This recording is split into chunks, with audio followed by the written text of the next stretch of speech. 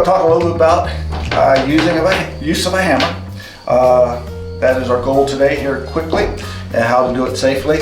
You always want to wear your safety glasses, and that's what we're going to do. We're going to talk a little bit about types of hammers. We have a kind of a general 12 or 16 ounce hammer, and then we have a framing hammer which has a waffle head.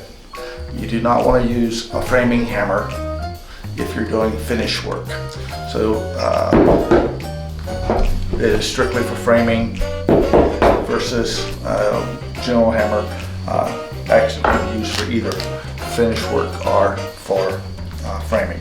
So the question is how do you hold a hammer? First of all, you always want to hold it at the end because you get the most leverage and therefore the most strength from your hit. If you're hammering it from here, you don't get near as much force, and driving a hammer takes some force. And we're going to talk a little bit about how to start a nail.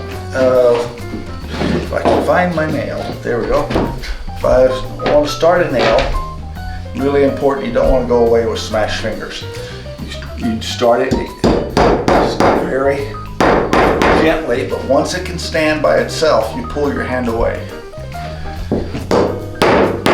And you're swinging, again, hand at the end of the hammer, whether I'm using that one or this one. Again, the longer the hammer, by the way, also the more force you will have.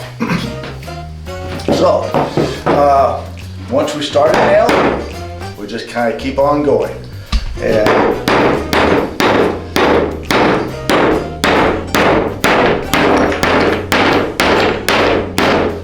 do not stop when the nail is still sticking out a little bit. You want to go ahead and give it a couple good taps to send it on down so that the nail head is even with the wood. Okay. Starting a nail is pretty easy for most folks. I would suggest never try to drive a nail into a knot. This is a knot here. It is the hardest part of the wood. If you have to drill, you have to nail into a knot, you will probably want to pre-drill at this stage of the game. Okay, you'll be using a drill and a drill bit and drill your hole in, but avoid knots. If for some reason you need to pull a nail, you've got 2 or 3 options. One is this way. The longer the hammer handle, the more force you will have. Okay.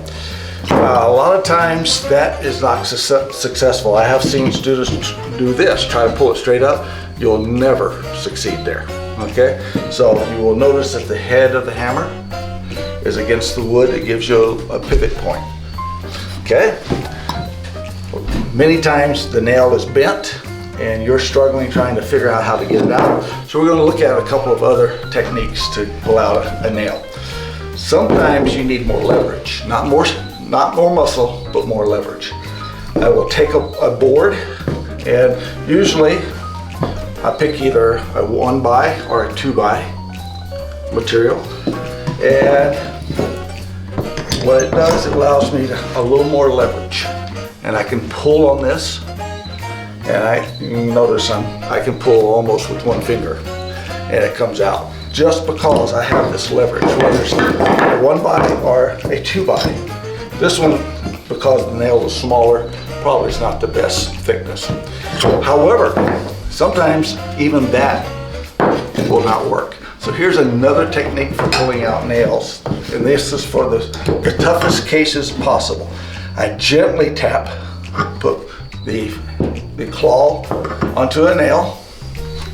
I gently tap, not hard. I don't need to be very, and then I'm going to, notice I got one hand on the head and I'm bending it sideways. What has happened is that the claw has grabbed the nail, and it's now, I even got more leverage. And that will take out the toughest of nails. Okay, so pulling out a nail, those are your 3 ways. I would suggest that you practice with your elbow partner and drive a few nails and practice pulling them out. That's a fairly tough one. If you have a nail that's embedded, you will need to find a cat's paw or something, in which maybe a future video will show that. Last thing, hey, make it a good day.